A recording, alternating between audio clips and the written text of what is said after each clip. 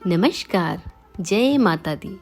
स्वागत है आपका हमारे चैनल ज्ञानवाणी में।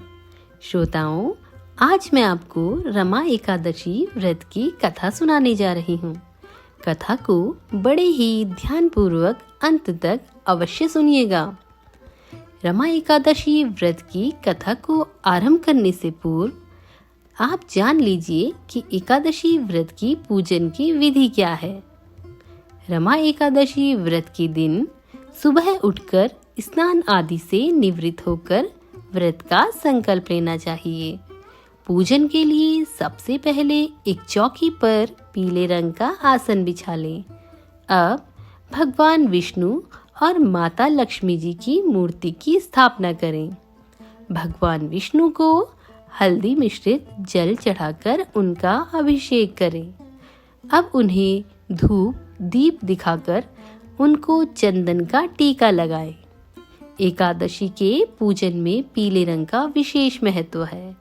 फिर विष्णु जी को पीले रंग के फूल और वस्त्र अर्पित करें और माँ लक्ष्मी जी को लाल और गुलाबी रंग के फूल चढ़ाएं और वस्त्र चढ़ाएं।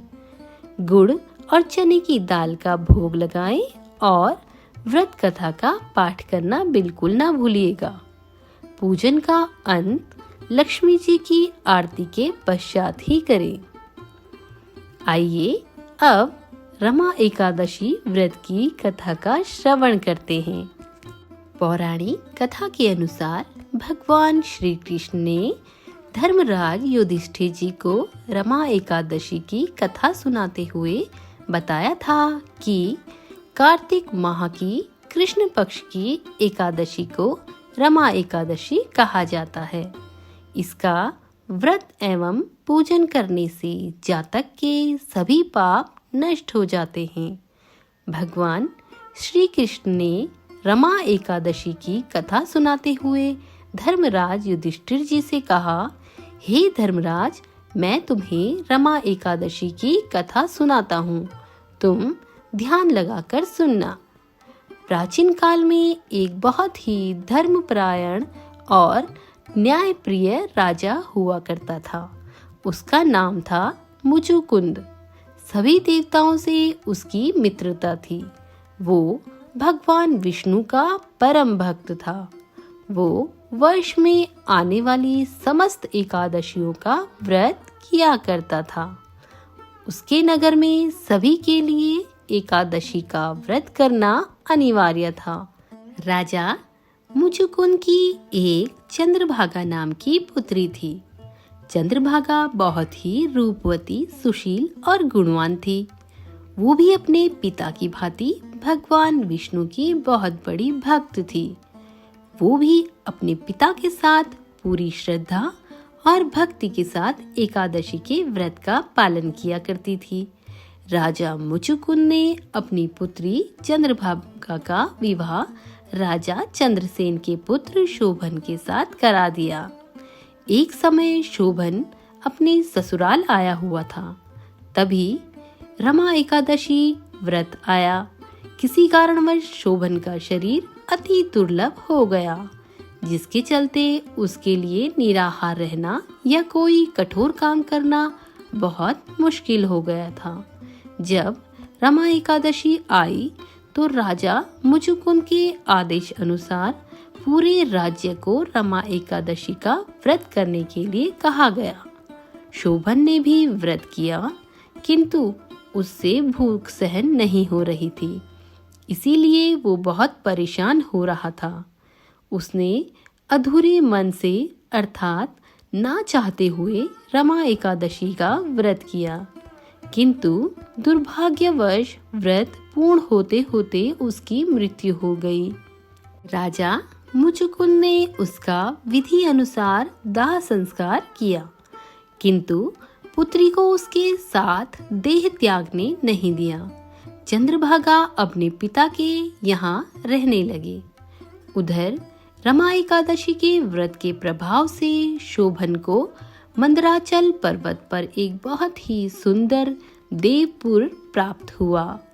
देवपुर बहुत ही सुंदर, धन धान्य से परिपूर्ण और शत्रुओं से मुक्त स्थान था। वहाँ का वैभव देखते ही बनता था। रत्नों मणियों से जड़ित महल, सिंहासन, सुंदर वस्त्र, बहुमूल्य आभूषण, वो स्थान देवलोक के समान समृद्ध था। एक बार राजा मुजुकुंद के राज्य का एक ब्राह्मण तीर्थ यात्रा करते हुए देवपुर पहुंच गया और वहां के राजा शोभन को देखते ही पहचान गया। उसने शोभन को कहा, आप तो राजा मुजुकुंद के जमाता हो। शोभन ने भी उन्हें पहचान लिया और उनका अतिथि सत्कार किया। शोभन ने उस ब्राह्मण से अपनी पत्नी के विषय में पूछा। ब्राह्मण ने उसे बताया कि आपकी पत्नी चंद्रभागा कुशलता से है। फिर उस ब्राह्मण ने शोभन से पूछा कि आप यहाँ कैसे?